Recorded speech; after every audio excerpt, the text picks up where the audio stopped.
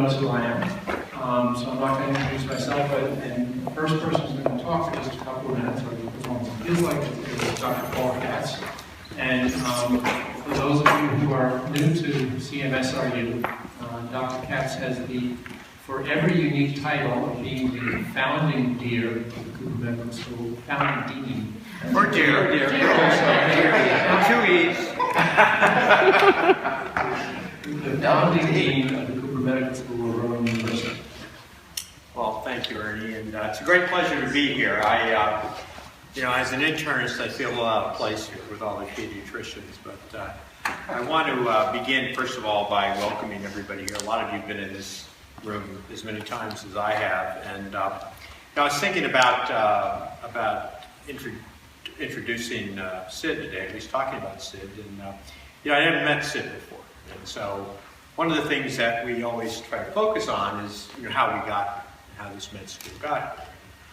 A lot of people think it happened and started in 2009 when Governor Corzine signed the executive order, but it started a long time before that. And we go back to the 70s, and I have in my office the front page of the Courier Post when George Norcross Jr. was talking about starting a med school in Camden.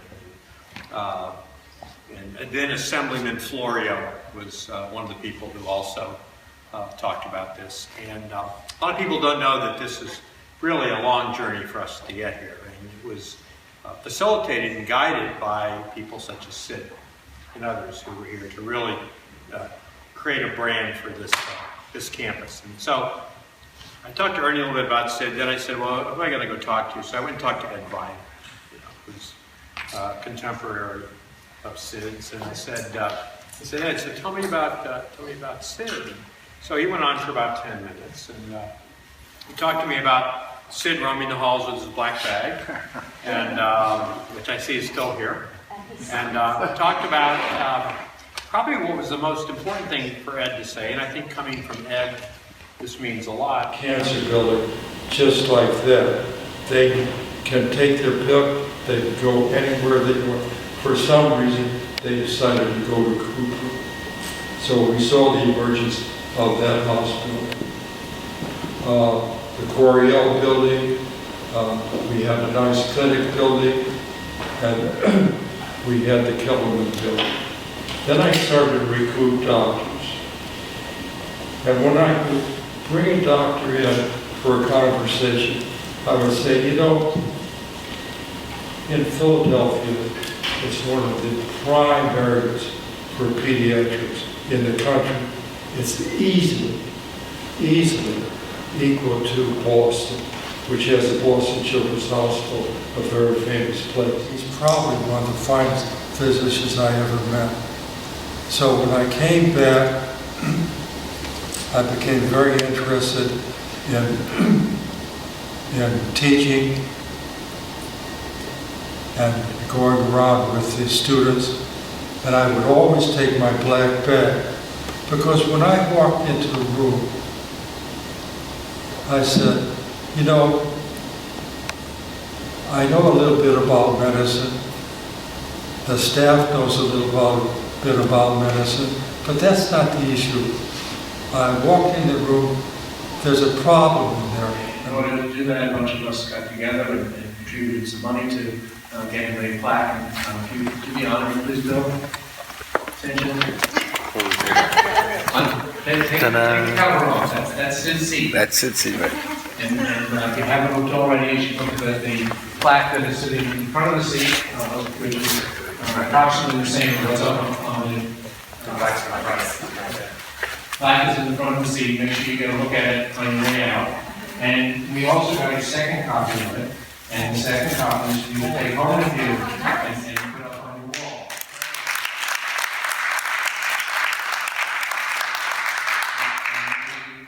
We all appreciate what you've done for our careers, and the medical students, I think, get the connection of why they're here, because their careers and some are just getting started, and some part of their careers are dependent on the results of what you've done here as well.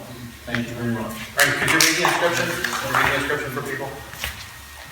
The inscription says, in honor of His Excellence in Pediatric Care, Sidney J. Sussman, MD, Chief of Pediatrics, 1978-1991. Educator, colleague, mentor, and friend.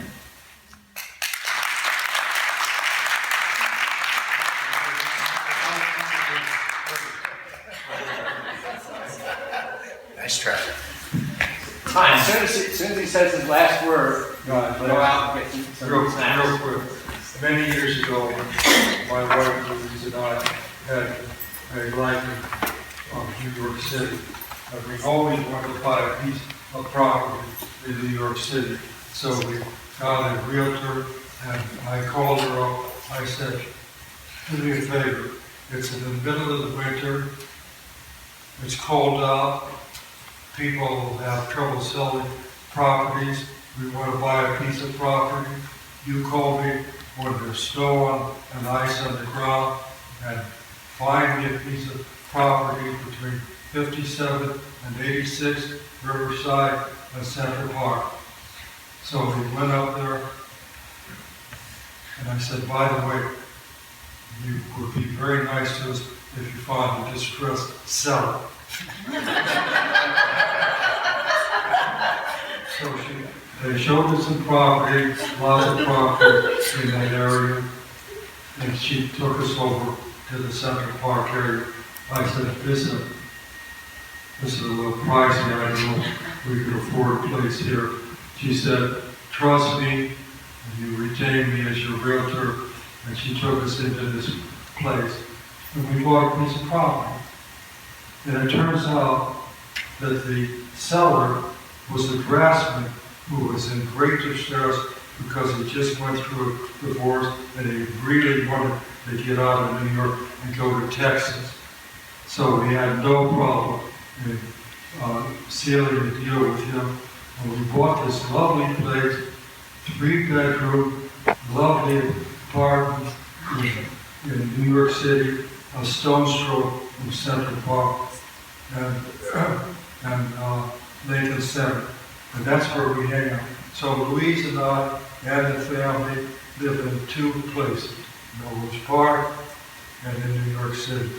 And with that, I'll turn it over to Sid, you ever start by the way? Sell it.